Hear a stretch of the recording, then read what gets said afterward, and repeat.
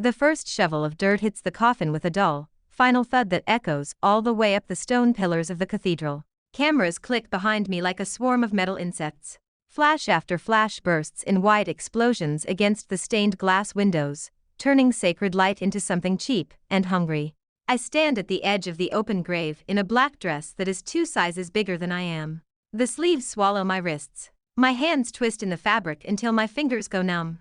Someone might think I am trying to hold myself together.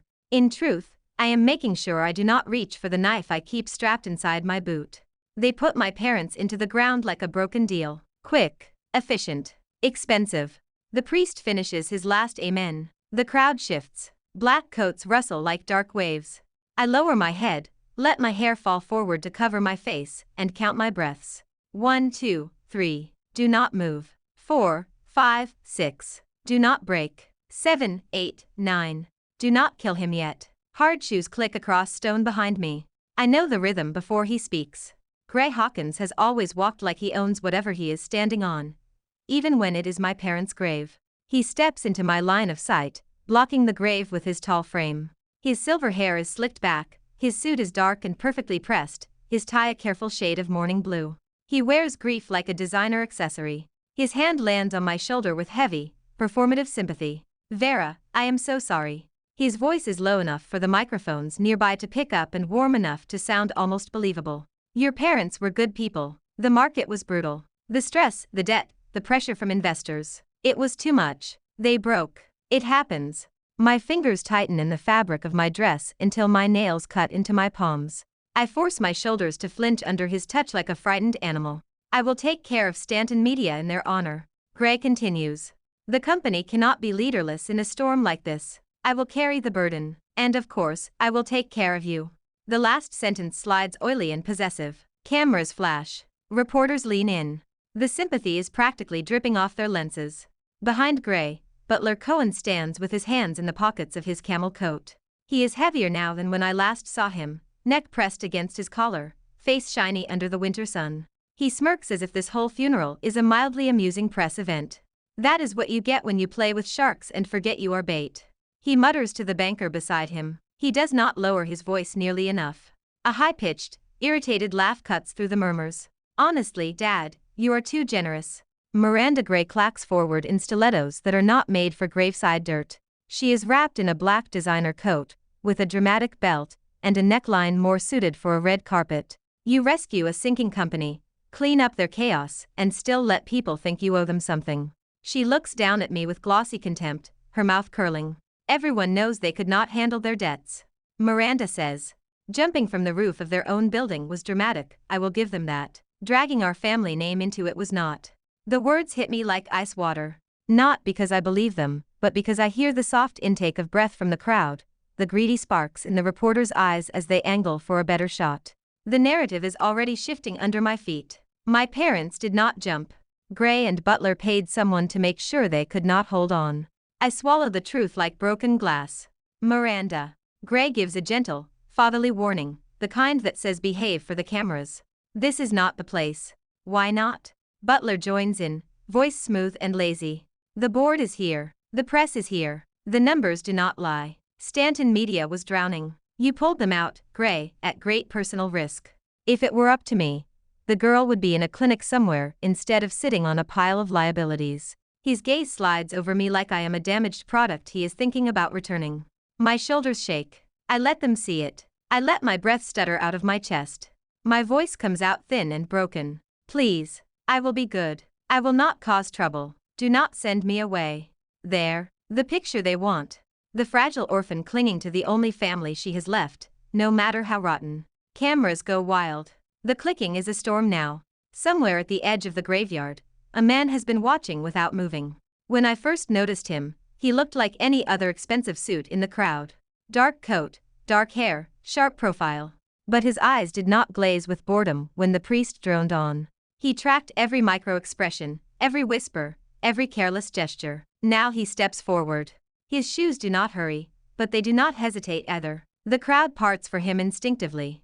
When he reaches me, he offers a folded white tissue instead of a consoling touch. He places it in my hand, not on my shoulder, not on my head, not where the cameras can see a man claiming a broken girl. Miss Stanton, he says quietly. His voice is deep, warm, and steady. I am Eli Vincent, your attorney. The word "your" is a stone thrown into a pond. Ripples shoot through the cluster of executives and reporters. Gray face tightens for a fraction of a second, before smoothing back into concern. Attorney? He repeats with a chuckle. Vera, you do not need to worry about legal matters right now. You leave that to the adults. Eli ignores him completely. His eyes stay on my face. Dark brown, clear, unflinching. I am sorry this is our first meeting, he says. I would have preferred it under different circumstances. My tongue feels heavy behind my teeth. The act demands that I stammer, that I shrink back, that I hide behind my hair. The hunter in me wants to ask him how much he knows, who hired him, what he thinks he can do against men who literally kill their partners. I compromise. I did not. I do not remember hiring anyone. I whisper, letting the words fall over each other like they are clumsy and scared. Eli smiles, but it is a lawyer smile, precise and coded. Your parents hired me, he says. Last month. They updated their wills. They signed a set of letters of instruction. They requested that I represent you in all matters related to their estate and their company. Gray hand loosens on my shoulder, then tightens again. There is a small pause before he speaks. That cannot be right, he says lightly. They never mentioned any of this to me. And of course, Stanton Media is not part of their personal estate. It belongs to the shareholders, to the market. We are just trying to keep it afloat for Vera's sake. Eli finally glances at him. It is a polite look that still somehow manages to cut. I have the documents, Eli answers. Signatures, timestamps, witnesses, everything in order. I will be filing them with the probate court this afternoon. Until the court decides otherwise, Miss Stanton has rights as their legal heir, and as a board member. The board members present suddenly look like they are sucking lemons. I feel Gray fingers dig into my shoulder, just for a second, then release altogether. He cannot risk bruises. Not where the cameras can see. But she is under a lot of stress. Miranda blurts. She has nightmares. She barely speaks. She is not fit to make decisions. My father has been so kind to her. Her voice is too loud, too defensive. The perfect mix for gossip. A reporter edges closer. Miss Gray, are you suggesting Miss Stanton is not mentally stable enough to handle her inheritance? Miranda realizes too late what she has just implied. Her eyes dart to mine, then to the cameras, then to her father. Gray jaw ticks. No comment. He snaps. The priest clears his throat, scandalized by the public argument over a fresh grave. Some of the mourners start to drift away, uneasy. Others stay, drinking in the drama. I lower my gaze, let my lashes flutter. I am sorry. I murmur. I am really tired. Can I go home now? Gray forces his face back into sorrowful uncle mode. Of course, Vera. He says. You come with us. You should not be alone. Before I can answer, Eli steps subtly between us, just enough to block Gray hand if he tries to reach for me again. I will take her, Eli says calmly. She needs to review some documents and rest. I am sure you understand, Mr. Hawkins. The air between them crackles. Gray smiles, all teeth. Naturally. He replies. We all want what is best for Vera. What is best for Vera would be justice, but this city does not sell that in any of its bright glass towers. Eli guides me away from the grave with a light touch at my elbow. My knees tremble convincingly. My stomach turns for real. Wind bites at my cheeks as we step out of the circle of heaters and cameras. When we reach the edge of the crowd, I let my shoulders drop. The air feels thin and sharp without the press lights. How much did they tell you? I ask softly, still playing with the tissue between my fingers, still letting my voice wobble a little. Eli studies me for 2 heartbeats. Enough, he says. Enough to know this was not a suicide. Enough to know it will not be easy to prove. I lift my eyes to his. For the first time, I let a little of the steel show. Nothing worth doing is easy. I answer. He does not flinch at the sudden change. His mouth curves into something that looks almost like respect. Then we will need a plan, he says. A careful one. I look back over my shoulder at the grave, at the men who killed my parents, and then came to pose as their saviors. A plan is already in motion. I whisper. They just do not know they are standing on the board yet. 3 months later, Gray private elevator opens onto the top floor of Hawkins Tower, and spits me out into his glass and chrome kingdom. The city sprawls beyond the floor-to-ceiling windows, all glitter and noise. Inside, everything smells like fresh coffee, printer ink, and expensive cologne. My badge dangles from a cheap lanyard around my neck. It marks me as an assistant, low-level, replaceable. That is exactly how I want them to see me. I carry a tray with gray lunch balanced carefully, on one hand, and a stack of marked-up reports under my arm.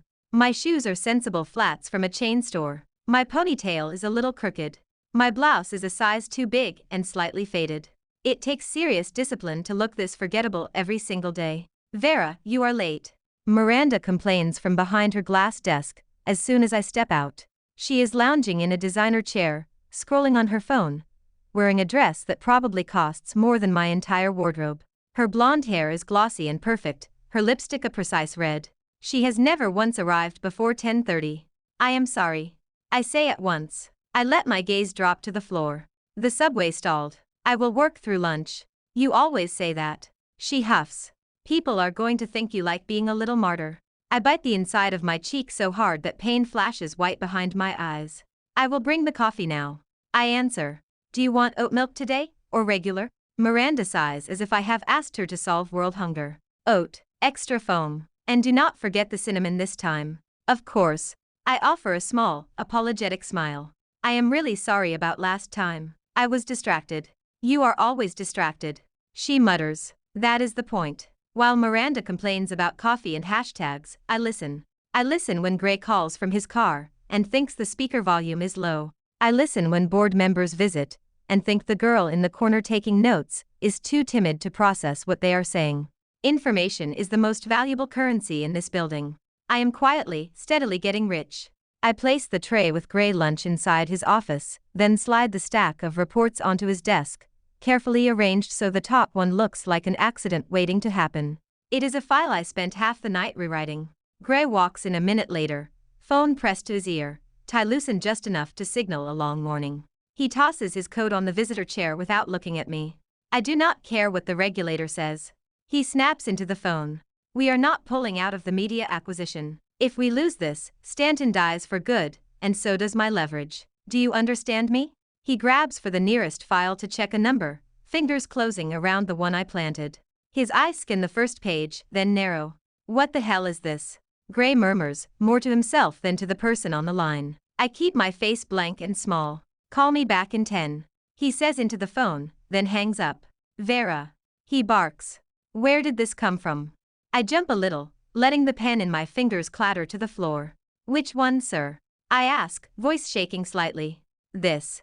Gray waves the file. A risk assessment of the Jupiter account. These numbers do not match the audit from last quarter. It shows a 15% unaccounted loss. Who gave this to you? I twist my hands together. Mr. Cohen, sir. I say. He brought it yesterday, and told me to put it on your desk as soon as you had a minute. I thought it was important. If I got it wrong, I am really sorry. Gray goes still, just for a second, just long enough for me to see it land. Get Miranda in here. He orders. Now. Yes, sir. I step out, close the door behind me, then lean toward Miranda's desk. Your dad wants you. I say. He sounded upset. Should I bring in coffee first? Miranda groans. He is always upset. It is like his default setting. She stands, smoothing her dress. Fine. Keep my phone charging. If he starts yelling about numbers, just text me an excuse to leave. Of course. I reply obediently. The moment she disappears into the office, I move quickly. I unplug her phone, check the recording app one set up weeks ago, and hit record.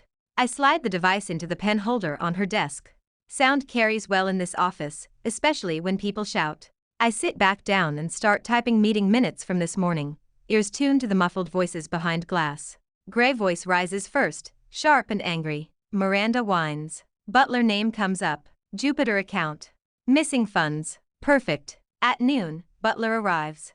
He swaggers in with his usual faux charm, coat over one arm, a silk scarf hanging loose around his neck.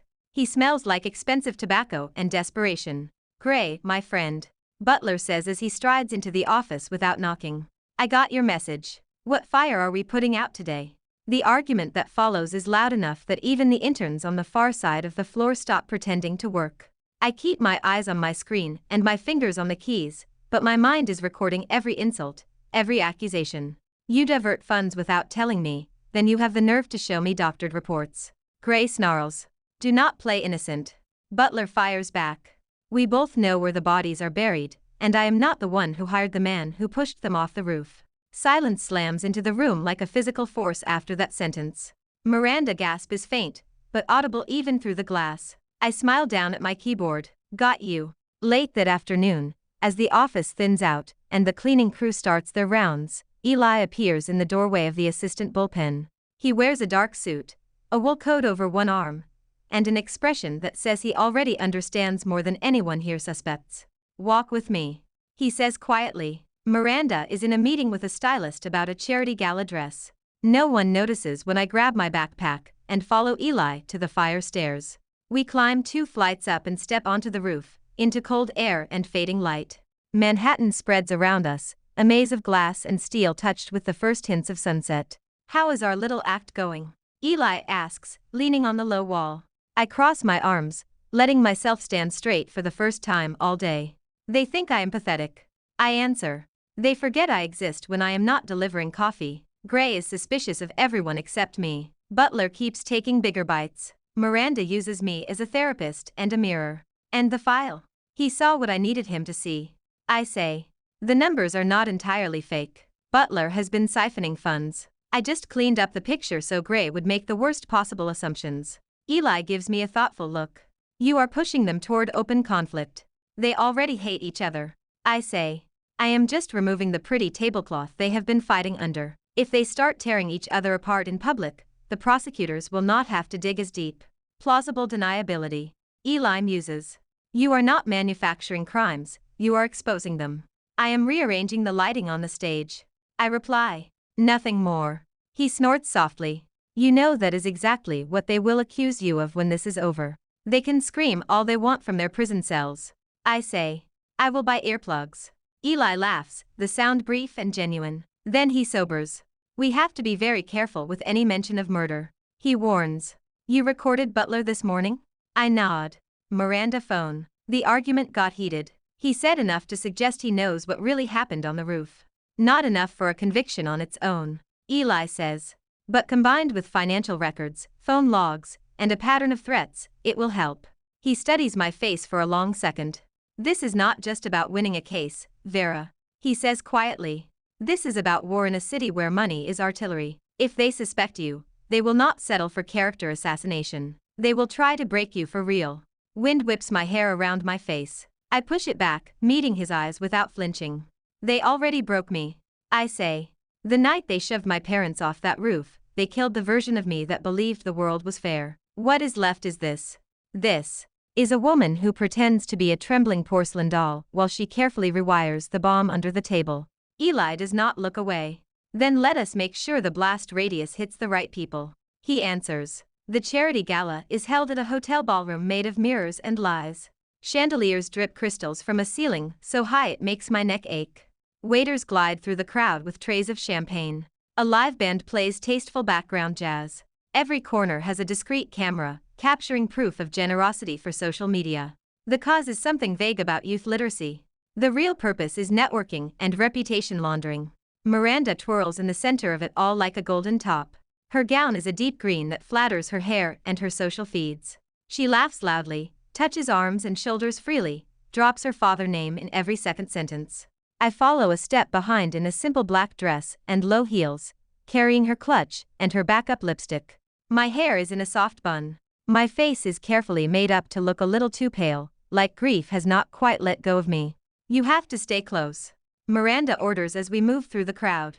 If my mascara smudges, I want it fixed in 30 seconds. If someone boring traps me in a conversation, text me an emergency. Of course, I say. If you feel overwhelmed, we can always step out to the balcony for air. Miranda brightens. Right. And you can take pictures of me with the skyline behind me. Make sure it looks sincere, not staged. Naturally. I answer. Gray is already here, working the room with the smooth efficiency of a man who knows everyone owes him something. Butler sticks close to him, his smile wide, his eyes small and calculating. The mayor shakes Gray hand. A senator kisses Miranda cheek. Photographers swarm. I stay near the wall, invisible and useful.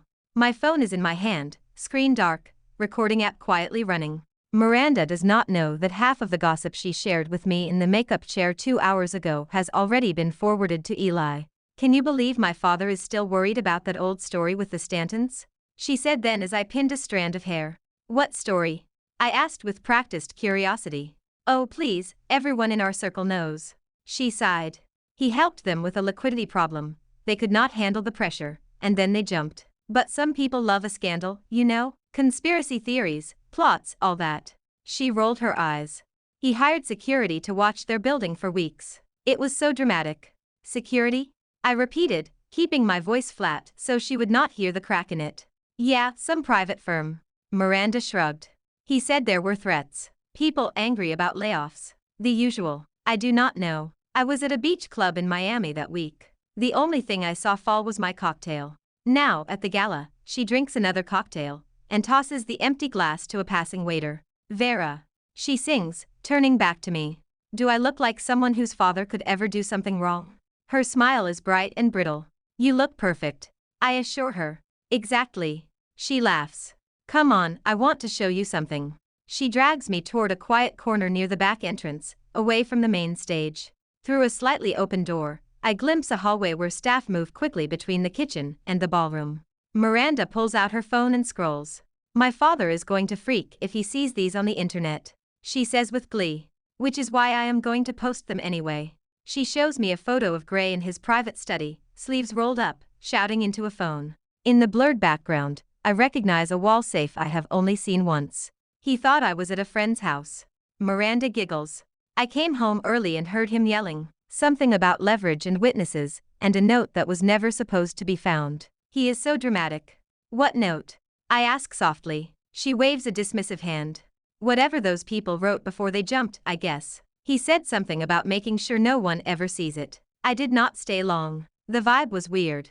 Her words slide into my chest like a knife and rearrange into a new pattern. A note. From my parents. A note Gray was desperate to destroy. Did he say where he put it? I press, still sounding small and curious, like a girl begging for gossip crumbs. Miranda leans in, drunk on her own importance. He has a secret safe in the floor under his desk. She whispers. He thinks I do not know, but I do. I heard him arguing with Mr. Cohen about it. Something about burying the past. Honestly, the way they talk, you would think they actually killed someone. She laughs again at her own joke. I force my lips to twitch in response. You really know everything. I say. Your father should be careful. He should be grateful I am on his side. She declares. And he should stop pretending that poor little you is any kind of threat. Look at you. Her gaze sweeps over my small frame, my modest dress, my quiet posture. You could not hurt a fly. She says. She is wrong. I have been crushing flies under glass and watching them suffocate for months. Later in the evening, after Gray makes a speech about responsibility and second chances, after champagne glasses clink and checks are signed, a young journalist corners Miranda near the dessert table. Miss Gray. The reporter says with bright eyes and a microphone. Can we get a quick statement about your company's recent expansion? Miranda never turns down a camera. Of course. She beams. What do you want to know? The journalist smiles. People admire your father for stepping in when Stanton Media collapsed. Do you think the rumors about foul play are unfair? Miranda flips her hair. Rumors are for people who are bored. She says. My father did what any smart businessman would do. The Stantons were drowning in their own mistakes. They could not handle the pressure. They broke. It is sad, but it happens. And as for foul play? She laughs. If my father wanted someone gone, trust me, it would not look like an accident. The room goes quiet around us for a heartbeat. Then the noise swallows the moment and pulls it under. The reporter's smile does not falter, but her eyes light up like spotlights. Thank you, Miss Gray, she says. That was very candid. By the time we get into Gray car at the end of the night, the clip is already on 3 gossip sites. The caption is ruthless. Eris says father could make death not look like an accident. Gray nearly breaks his phone when he sees it. What were you thinking? He roars from the back seat as Miranda shrinks into the leather. I was joking. She whines. People understand jokes. Prosecutors do not. Gray snaps. Opposing counsel does not. Investors sure as hell do not. I sit in the front seat, next to the driver, eyes fixed on the blur of the city. My phone buzzes once with a message from Eli. Got the clip, already archived. I exhale slowly. The canary has sung. The first raid happens on a Tuesday afternoon. That is how you know it is serious. No one stages drama on a Tuesday unless it is real. I am in the copy room, pretending to fight with the paper jam, when security radios start hissing. Voices tighten. The white noise of keyboards fades into an uneasy silence. When I step back into the main office, two people in dark windbreakers are already walking toward Gray Corner Suite. The letters on their jackets are plain and terrible. FBI. Gray opens his door before they can knock. His smile is ready and offended. This is an entirely unnecessary display. He says, "If you had called, my office would have given you any documents you requested." One of the agents holds up a warrant. "We did call," she says. Repeatedly. "You kept rescheduling." I stand near the reception desk, holding a stack of folders, looking small. Inside, my heart beats slow and heavy, like a drum that has finally found its rhythm. Butler arrives 10 minutes later, dragged in by a phone call he could not ignore. His face is pale under his tan, sweat beads at his hairline. "What is going on?" he demands. "The government has questions," Gray says, voice tight. "About Jupiter, about the shell companies, about the offshore accounts. That is your side of the operation." Butler hisses. "You handled the offshore. And you handled the client lists." Gray shoots back. "The cash. The transfers." "Stop talking." One of the agents interrupts. "You are not on the same team in this room." Their eyes cut between Gray and Butler with professional interest. They can smell the cracks in an alliance from a mile away. Eli arrives shortly after, summoned as legal counsel. He flashes his bar card, exchanges a few clipped words with the lead agent, then walks past me without a glance. When he reaches Gray, his expression is perfectly neutral. "You will cooperate fully," Eli instructs. "You will not destroy, alter, or conceal any documents or electronic files. You will answer basic questions about company structure. You will not speculate about criminal matters. If you are asked about past events involving the late Stanton executives, you will invoke your right to counsel and remain silent." Gray bristles. "You do not give me orders," he says. "Right now I am your best chance of walking out of this without handcuffs." Eli replies quietly. "You can fire me later if you still want to." Butler glares at them both. He looks like a man trapped between two burning buildings. Throughout the raid, I move like a ghost. I fetch water. I answer the phone. I direct employees to meeting rooms where agents ask them routine questions. No one looks twice at me. That is their mistake. By the next morning, financial news sites are full of headlines about Hawkins Tower. Investigations, irregularities, alleged fraud. The stock price drops like a stone in a shallow pond. Gray and Butler slam doors and raise voices in every meeting. They accuse each other of betrayal, incompetence, sabotage. "You were supposed to keep the Jupiter mess contained," Gray snarls in one board session I listened to through a thin wall. "You were supposed to make sure the Stantons were tied up clean." Butler spits back. "You promised there would be no loose ends, no notes, no witnesses." "What do you know about notes?" Gray demands sharply. "I know you panicked," Butler answers. "I know you hired a private security firm to babysit that building for weeks. I know there was a letter on that desk that night, and it never made it to the press." Silence falls like a trap. "You told me you burned it," Butler whispers. "I did," Gray replies. "Then why am I staring at it on my laptop screen that night, the scanned image clear and damning, every word in my mother neat handwriting?" Because Gray did not burn it. He hid it in the floor safe under his desk. The one Miranda cannot keep her mouth shut about. Breaking into it took patience, nerves of steel, and a very steady hand with a duplicate key card and a tiny camera. It also took Eli's calm voice in my ear, coaching me through a lock code he half guessed and half hacked from building maintenance logs. "You have 60 seconds, he murmured over the encrypted call as I knelt under the desk at midnight. "The camera loop will reset after that. If you are not out, you will be on tape." "I only need 30. I whispered back. The safe opened with a soft click that sounded louder than thunder. Inside were stacks of folders and a single slim envelope with my mother name on it. I took photos of everything, then closed the safe, wiped my fingerprints, and walked out of the office with my heartbeat in my shoes. Now, days later, the letter is printed, copied, authenticated, and secured in 3 different locations. Eli has one. The district attorney office has another. A journalist whose integrity we both trust has the third under embargo. The wolves are surrounded by their own blood. When Gray finally realizes how tight the net is, it is not because of the letter. It is because of the hit that fails. Butler is ambushed in a parking garage late on a Thursday night. Two men move out of the shadows as he reaches for his car door. One of them swings a metal pipe. The other draws a gun. The gun never fires. Police lights explode at the mouth of the garage. Officers shout. The hitmen freeze. The pipe clatters to the ground. Someone tipped the cops off.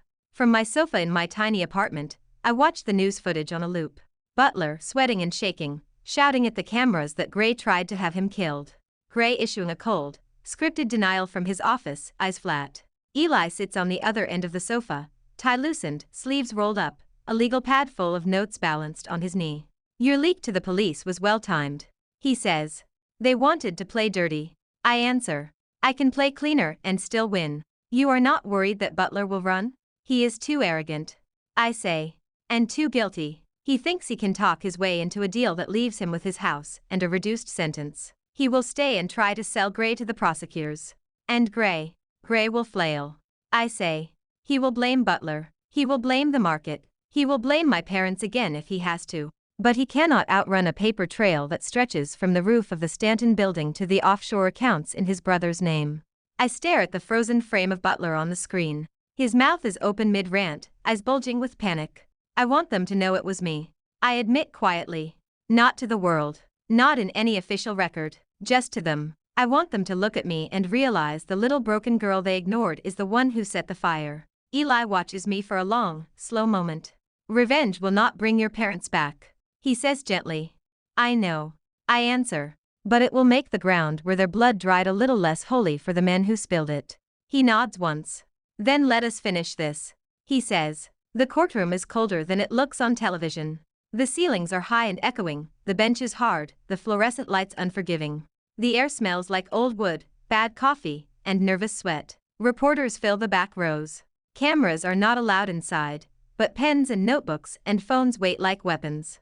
Gray sits at the defense table in an expensive suit that suddenly looks a little too big on him.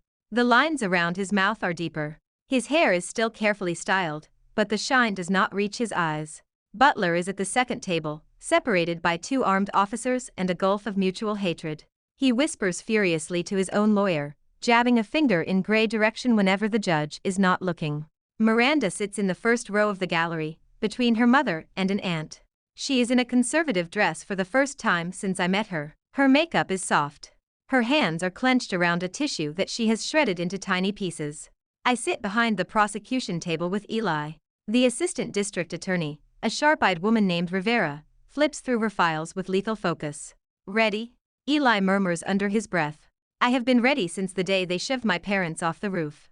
I answer. Rivera glances back at us and gives a small nod. The judge enters. Everyone rises. The formalities roll forward like a train that cannot be stopped. Opening statements are a dance of words.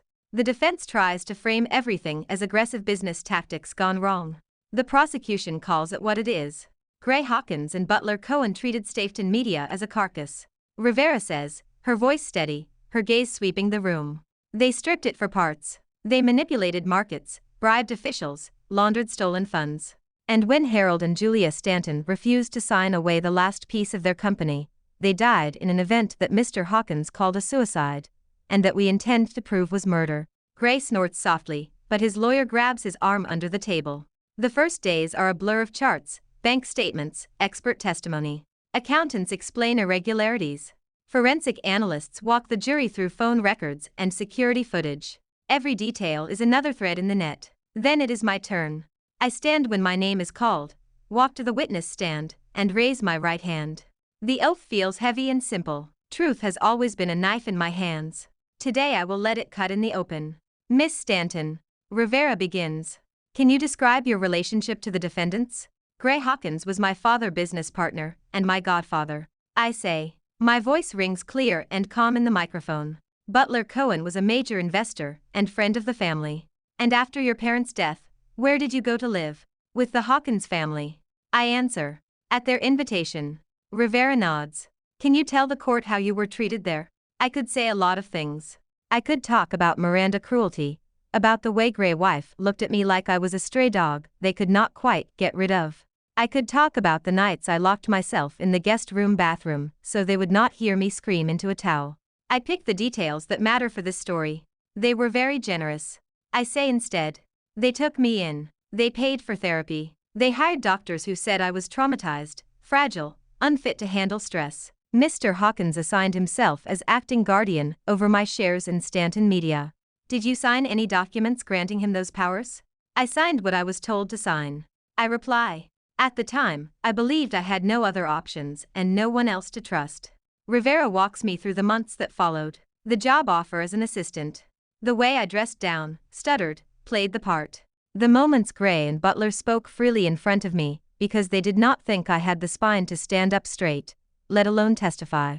At any point, did you begin to suspect that your parents' deaths were not what they appeared to be? Rivera asks. Yes. I say. From the beginning. I tell the jury about the note. How my mother always kept a notebook of thoughts and plans. How she told me once that if anything ever felt wrong, she would write it down where no one could rewrite it for her. I describe the night Eli and I broke into the office. I do not mention the nerves, the sweat, the way my hands shook and then steadied. I stick to facts. When we opened the safe, we found this. I say. Rivera holds up a clear plastic evidence bag with the original letter inside. Your Honor, the prosecution submits this as Exhibit F. She says. The judge nods. The jurors lean forward as a copy appears on the screen in front of them. I read my mother words out loud. She describes financial pressure, threats, an offer that felt more like a gun than a handshake. She names Gray and Butler. She writes clearly that if anything happens to her and my father, it will not be by their own hands. Silence fills the courtroom when I finish. It is not respectful silence. It is heavy, angry silence. Gray shifts in his chair. Butler swallows hard. Miss Stanton. Rivera says softly. Why did you act the way you did after your parents' death? Why pretend to be weaker than you are? I look at the jury, at the reporters, at Miranda shredded tissue. Because they did not fear the girl who cried in hallways. I say. They feared regulators, prosecutors, the market. So I made sure the things they feared saw them clearly. I knew that if I confronted them directly, I would disappear long before this trial started. Instead, I let them talk. I nudged them toward each other and stepped back when they started to bite. I gathered proof in a way that would stand in court, not just in my heart. And did you ever encourage them to commit crimes they were not already committing? No. I answer firmly. They built this house of cards long before my parents died. I just opened the window and let the wind in. On cross-examination, Gray lawyer tries to paint me as a manipulator, a bitter heiress staging an elaborate play for revenge. You admit you lied about your mental state. He says. You admit you played a role. How can we trust anything you say? I meet his gaze steadily. My mind was broken. I say. I just chose how to glue it back together. I played a role to survive in a system designed to protect men like your client. That does not make the bank statements less real. It does not erase the bruises on my parents' wrists, or the note they wrote with their last calm moments. The jurors watch me, some with pity, some with admiration. I do not need them to love me. I need them to believe me. When the verdict finally comes, days later, the courtroom feels like it is holding its breath. On the charge of first-degree murder, the foreperson reads, voice steady. We find the defendant, Gray Hawkins, guilty. Gray does not shout. He does not beg. He just sits very still, jaw clenched, eyes fixed on some point in the middle distance. On the charges of securities fraud, money laundering, and conspiracy, the foreperson continues. We find the defendants, Gray Hawkins and Butler Cohen, guilty on all counts. Miranda sobs loudly in the front row. Butler curses under his breath. The judge sentences them with crisp, controlled fury. Life for Gray, 20 years for Butler. A suspended sentence with strict conditions for Miranda for her role in obstructing justice and hiding evidence. When it is over, Rivera shakes my hand. Eli squeezes my shoulder. Outside, the steps of the courthouse are a riot of microphones and questions. Miss Stanton, how do you feel about the verdict? Do you think justice was served? What will happen to Stanton Media now? I stand at the top of the stairs in a red dress that fits me perfectly. My hair is up. My posture is straight. I do not look like a victim or a prop. I look like exactly what I am. I think justice is a long road. I say clearly, today, we took a step in the right direction. Stanton Media was built by my parents for truth and responsibility. Under my leadership, it will return to that path. I do not stay much longer. I do not owe the cameras anything today. At the bottom of the steps, Eli waits with a quiet smile. You did it. He says. We did it. I correct him. He inclines his head. Fair enough. 6 months after the trial, Stanton Media offices do not look like a funeral home anymore. There are plants near the windows. Someone started a weekly playlist for Fridays. Laughter does not sound guilty when it slips out of cubicles. We have new board members. Real oversight. Transparent accounting. It is exhausting and beautiful. I walk through the newsroom on a Wednesday afternoon and feel eyes follow me. Not out of fear. Not out of curiosity about a scandal. Out of a kind of cautious hope. "Morning, Miss Stanton," an editor says as he passes. "Morning," I reply. "How is the investigative piece on predatory loans?" "Final edits going in today," he answers. "We have enough to make a regulator sweat." "Good," I say. "Make sure our lawyers see it before it goes live." Already on it. In my office, my parents' photo sits on the corner of my desk. They are laughing, mid-spin on a dance floor at some long-ago party. Every morning, I touch the frame and promise them one more day of not wasting what they left in my hands. At noon, Eli walks in without knocking, carrying takeout containers. "You missed breakfast," he says. Again. "I had coffee." I protest. "Coffee is not breakfast," he replies. "This is breakfast." He sets the containers down and opens one. The smell of pancakes and strawberries fills the room. My blood is at least 60% caffeine. I say. Changing that now could destabilize the entire market. "Relax," he says. "The market will survive your blood sugar spike." We eat at my round meeting table, papers spread out between us. He updates me on ongoing civil suits against gray companies, on restitution claims for people impacted by their fraud. "You could walk away from this," he points out. "You have enough money now to buy a quiet house somewhere, and never look at another balance sheet." I grew up in this world. I say. If I walk away, someone else like Gray will fill the space. I would rather build something that makes it harder for them to breathe. Eli raises his cup in a half-toast. "To your stubbornness," he says. "To your willingness to indulge it." I answer. After lunch, we drive to the cemetery. We go often. Not because we are stuck in grief, but because this is where the story started, and I do not want to forget the opening scene just because the ending is better. The sky is clear today. No cameras, no reporters, just rows of stones and freshly cut grass. I kneel by my parents' grave, brush a stray leaf away from my mother's name, and tuck a single white rose into the vase. "Hi," I say softly. "We had a rough quarter with the new podcast division, but the investigative team is on fire. You would like them, Dad." They argue with me every chance they get. Eli stands a respectful distance away, hands in his pockets, eyes on the horizon. I take a breath. I am happy. I admit quietly. Not every moment, not every day, but I have more good days than bad now. I laugh without feeling guilty. I sleep without seeing the roof every single night. My throat tightens, but I push through. I hope that wherever you are, you see that I did not let them write the last chapter for us. I say. I wrote it myself. When I stand, Eli steps closer. "Ready for the rest of your life?" he asks. "That is a big question." I reply. "Can I get back to you in installments?" He smiles. "That sounds like something a lawyer can agree to." We walk back to the car. The late afternoon sun paints the city in gold as we drive toward the river. At a red light, Eli clears his throat. "There is something I have been meaning to ask you," he says. "If it is about the new ethics training, I already signed the forms." I answer. "It is not about ethics training," he says. His fingers drum lightly on the steering wheel. He looks uncharacteristically unsure. "When this all started," he says slowly, "you were my client. That was the only box I could put you in. Then you became my partner, my co-conspirator, my favorite person to argue with over strategy." "Flattering," I say gently. "Now the case is over." He continues. "You do not need me as a shield, which means I can ask you this without making any conflict of interest lectures weird." He pulls a small velvet box from his pocket and places it on the console between us. My heart stutters. "We talked about this at the grave," I say. "You already asked. I asked you to marry me there." He says. "You said yes. I want to ask you again here, in traffic, in the middle of the city you chose to stay and fight for, because this is where we will spend the messy middle, not just the poetic moments." My eyes sting. "You are ridiculous," I say. "And strangely romantic." "Is that a yes?" he asks. "It is still a yes," I answer. "It will keep being a yes." He slides the ring onto my finger. It glints in the golden light as the car behind us honks, and the traffic light turns green. "Move it," someone yells. Eli laughs, shifts back into drive, and merges into the flow.